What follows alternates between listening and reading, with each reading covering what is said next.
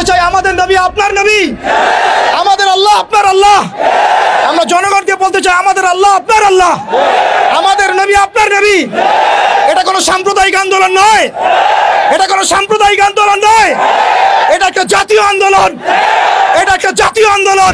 আমরা জানি আপনারা ইমারা কায়েম করতে পারবেন না, আমরা জানি যে আপনারা আল্লাহর বিধানকে আল্লাহর জমিনে বাস্তবায়ন করার ক্ষমতা রাখেন না, কিন্তু অন্তত সাতেমদের বিচারের আইনটা বাস্তবায়ন করে নিজেদের ঈমান এবং মুসলিমত্বের ন্যূনতম পরিচয়টুকু দেন। আসসালামু আলাইকুম ওয়া রাহমাতুল্লাহি ওয়া বারাকাতুহু।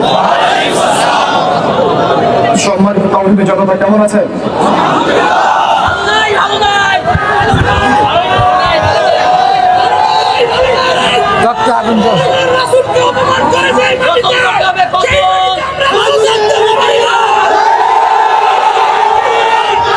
তাকবীর, তাকবীর, তাকবীর।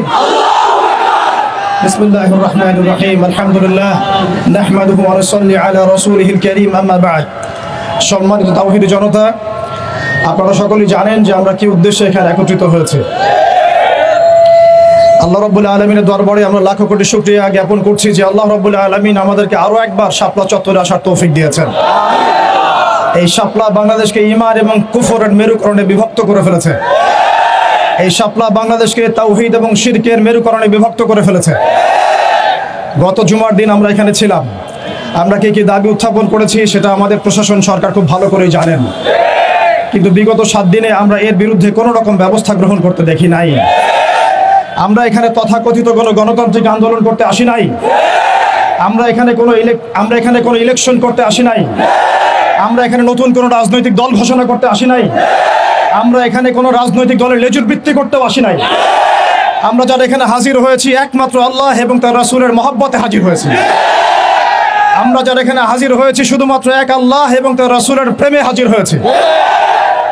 আমরা বাংলাদেশের মধ্যে খেয়াল করে দেখছি অভ্যুত্থান হচ্ছে, সংবিধান সংস্কার হচ্ছে, নতুন রাজনৈতিক দল গঠন হচ্ছে, ইন্টারনাল অনেক মিটিং হচ্ছে, অনেক মিছিল হচ্ছে, পলিসি মেকিং হচ্ছে, এবং আমরা দেখছি নির্বাচনের প্রস্তুতি চলছে।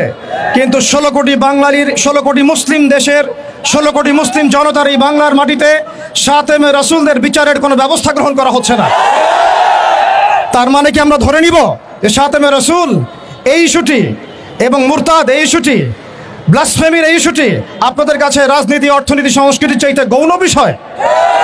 আমরা কি এটা ধরে নিব যে রাসূলুল্লাহ সাল্লাল্লাহু আলাইহি ওয়াসাল্লামের শানের খেলাফ কথা বলা, তার বিরুদ্ধে বক্তব্য দেয়া, লিখনি স্থাপন করা এবং তার বিরুদ্ধে অবস্থান নেওয়া, এটা আপনাদের রাজনীতি, অর্থনীতি, শিক্ষা, সংস্কৃতির চেয়ে বেশি গুরুত্বপূর্ণ?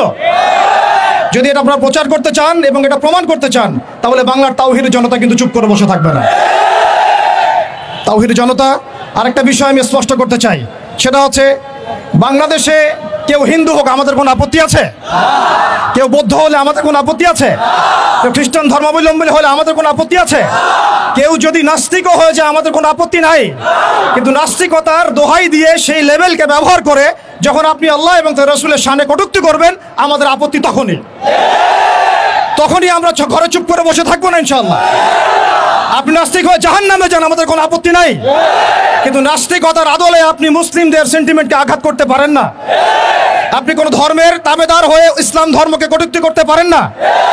আপনি ইসলাম ধর্মের এবং তাওহীদি জনতার সেন্টিমেন্টে আঘাত করতে পারেন না।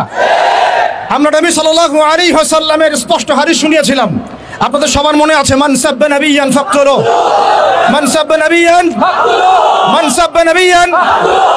এখন আপনারা সবাই জানেন এই দায়িত্ব কার উপর বর্তায়?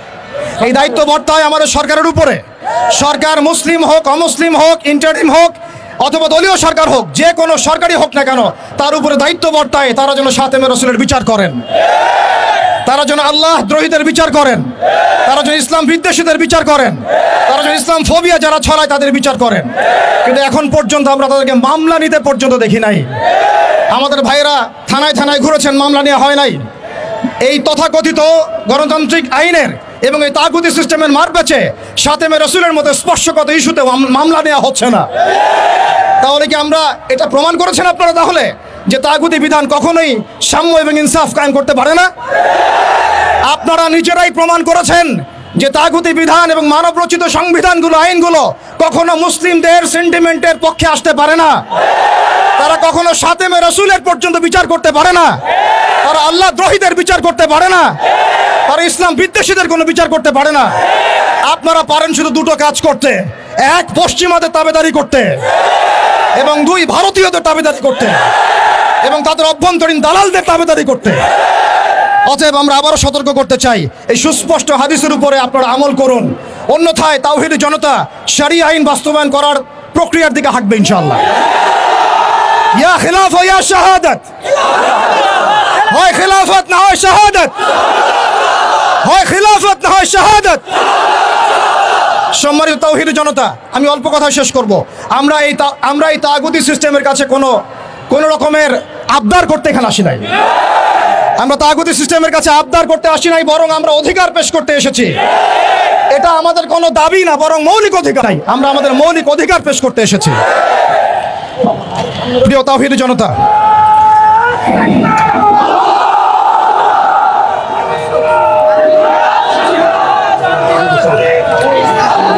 প্রিয় তাওহীদি জনতা, আমাদের হাতে সময় কম, আমি 2 মিনিটে শেষ করছি।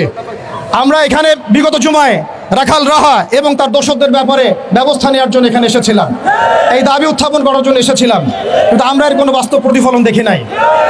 আজকে আমরা আরো বড় পরিসরে দাবি দেওয়া পেশ করব, বরং এটা আমাদের অধিকার।